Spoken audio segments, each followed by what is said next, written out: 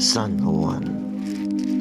Si San Juan o San Juan Apostol ay isa sa 12 alagad ni Jesus. Kilala rin siya bilang tagapagpalaganap ng mga aral ni Jesus sa kanyang ebanghelyo. Kapatid ni San Santiago si San Juan at isa ring mangingisda. Maaaring alagad din siya ni Juan Bautista bago naging apostol ni Jesus. Tinatawag siyang ang alagad na minahal ni Jesus, kasama sina San Pedro at San Santiago. Nasaksihan nila ang muling pagbuhay ni Jesus sa anak ni Jairus, ang pagbabagong anyo ni Kristo, at ang pagdarasal sa hardin ng Getsemani. Sa kanyang inihabilin ni Jesus si Maria nang ipako siya sa krus. Sa kanya nakapangalan ang ika-4 na ebanghelyo, ang 3 liham sa bagong tipan, at ang libro ng mga pahayag ayon sa mga tala. Nanirahan siya sa Efesos hanggang sa mamatay sa gulang na 100. Si San Juan ang alagad o San Juan Apostol, karaniwang iniahambing siya kay Oseas, ang propeta sa lumang tipang Biblia, kung si Oseas ang siyang propeta ng pag-ibig. Si San Juan ang alagad ang tinatawag namang santo ng pag-ibig.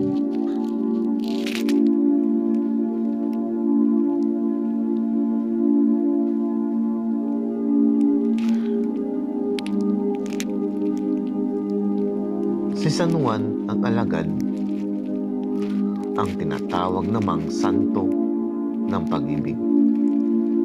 Isa siyang mangingisda na kapatid ni Santiago, matanda.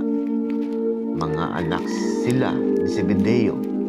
Siya ang mayakda ng ika-4 na ebanghelyo, ang ebanghelyo ni Juan na nasa bagong tipan ng Biblia. Kaya mga kilala rin siya bilang Juan ng Ebanghelista. Bukod sa pagiging Juan ang banal at Juan ang teologo, siya rin ang alagad na minamahal ni Jesus.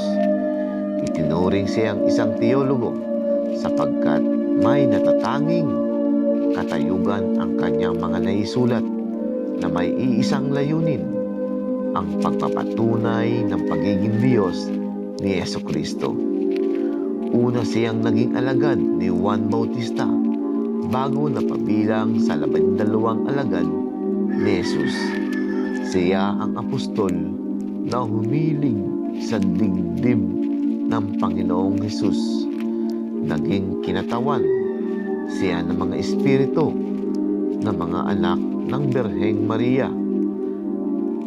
Bukod sa ebanghelyo ni Juan, si San Juan rin ang kinikilalang sumulat ng mga sulat ni Juan at ang aklat ng pahayag o Apokalipsis, na kapwa matatagpuan din sa bagong tipan ng Biblia. Isinulat niya ang kanyang ebanghelyo noong mga 95 hanggang 100 sa panahon ni Nerva. Ito ang pagkakaroon ang makabalik siya sa Efeso mula sa pagkakatapon niya sa Domiciano sa pulo ng Patmos. Dahil sa pagkakatapong ito sa Patmos, tinawag din siyang Juan ng Patmos. Simula niyang sinulat ang aklat ng pahayag habang nasa pulo ng Patmos noong mga 81 hanggang 96. Kaya mas naiuna niya inakdaan ang aklat ng pahayag kaysa sa kanyang ebanghelyo.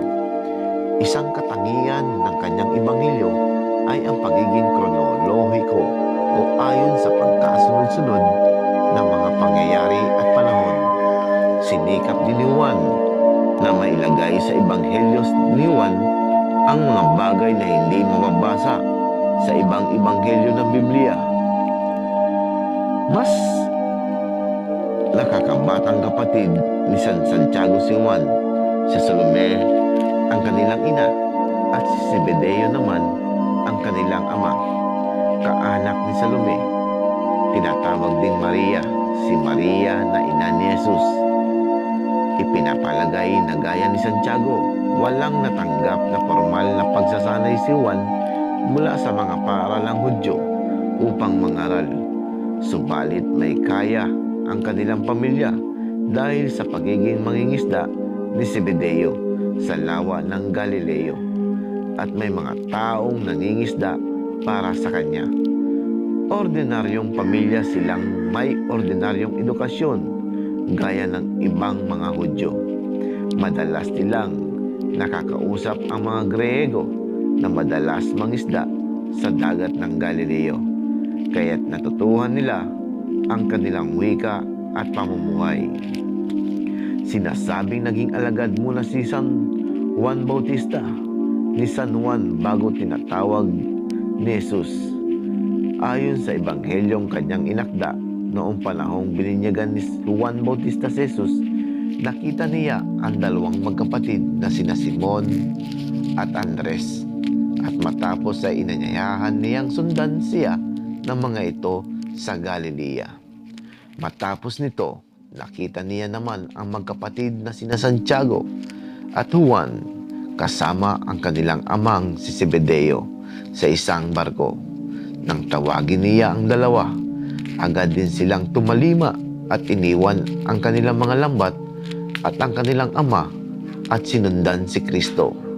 Ipinapapalagay na nakausap nila ng kababayan nilang si Pedro, kung kaya't naniwala na silang si Jesus ang Kristo, hanggang sa nakita nila ang mga marka ng kanyang pagiging banal at tinalikuran nila ang lahat para sundan si Jesus. Walang pag-aalinlangan. Tumalima ang magkakapatid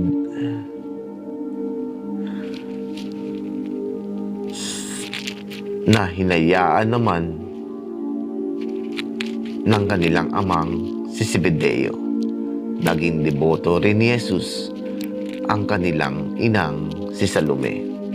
Kasama niyang nakasaksi sa pagpapalit ng anyo ni Jesus, muling pagbuhay sa anak ni Jairus, at sa pagdarasal sa hardin ng Getsemani. Siya ang tanging alagad na mananatili sa paanan ng krus nang ipako si Kristo. Sa kanya inihabili ni Jesus si Maria nang ipako siya sa krus hanggang sa pagbaba nito, kung saan tinulungan niya si Maria, at matapos ay linisan ang katawan ng kanyang mga luha at hinalikan ng may buong pagmamalasakit at pagmamahal. Sa huling paglalakbay patungong Jerusalem, lumapit si Salome kay Jesus at sinabi sa kanya, "Ipag-utos mo na itong aking dalawang anak ay magsiupo, ang isa sa inyong kanan at ang isa ay sa inyong kaliwa, sa inyong kaharian." Nakikiayon ang dalawang magkapatid sa nais ng kanilang ina nang hindi nalalaman ang espiritual na kahulugan ng kaharian ng Mesiyas. At sa kanilang pagsasabing handa silang uminom sa sarong ng pag-iinuman ni Kristo at mabinyagan ng kanyang paghihirap, sinabi sa kanila ni Jesus na sila ay magdurusa. Matapos ang pag-akyat sa langit ni Jesus, nagsimulang magpagaling sina San Juan at San Pedro sa templo. Kinulong sila at pinakawalan sa kondisyong hindi na sila mangangaral ng tungkol kay Kristo. Subalit hindi sila natinag at ipinagpatuloy ang pangangaral.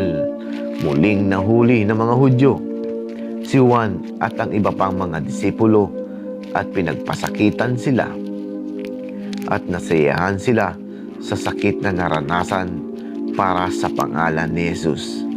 Matagal na natili si Juan sa Jerusalem, pero nangaral din siya sa ibang bansa gaya ng Parthia, Persia at iba pang mga teritoryo sa Asia Minor na sinasabi ring binuhay ni Juan ang isang patay sa Ephesus noong taong 172 sa mga pagtugis sa Kristiyano noong taong 95. Dinakip siya ni Juan sa pagkonsulado ng Asia at pinadala sa Roma, kung saan siya itinapon sa kawa na kumukulong mantika bilang panlilibak sa sinasabing siya rin ang iinom sa sarong ni Kristo. Himalang nakaligtas dito si Juan at ipinatapon siya sa Patmos, kung saan nagkaroon siya ng pangitain at isinulat niya ang mga pahayag o ang Apokalipto. Sinasabing isang linggo noon nang tipunin niya ang kanyang mananampalataya sa simbahang itinayo sa kanyang pangalan. Nagdasal siya roon ng buong taimtim at bumaba mula sa kalangitan ang liwanag at binalot ang kanyang paligid. At nang mawala ang liwanag, nawala rin si Juan.